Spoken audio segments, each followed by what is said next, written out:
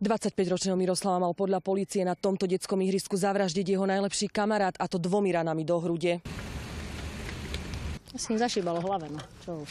Motivom sú podľa všetkého peniaze, pre ktoré sa muži medzi sebou pohádali. 34-ročného Ľuboša policajti zadržali krátko po čine. Po niekoľkohodinovom vypočúvaní padlo obvinenie. Nitrianska vyšetrovateľka obvinila muža z obzvlášť závažného zločinu vraždy.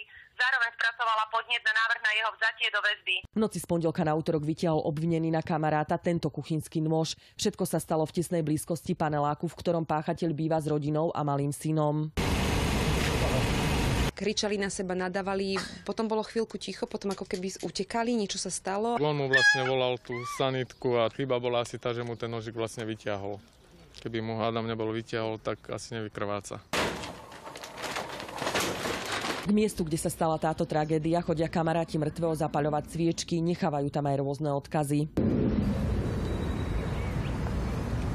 To smutné, no. O tom, že obaja muži boli dobrými kamarátmi, svedčí aj fakt, že sa spolu liečili z drogovej závislosti. Ich priatelia údajne ani netušili, že majú medzi sebou problémy. Im v hlave, ne? Keď to mám tak povedať, čo vám poviem? Za vraždu najlepšieho kamaráta mužovi hrozí dlhoročné väzenie. Pre televíziu Joj Diana Pavlisová.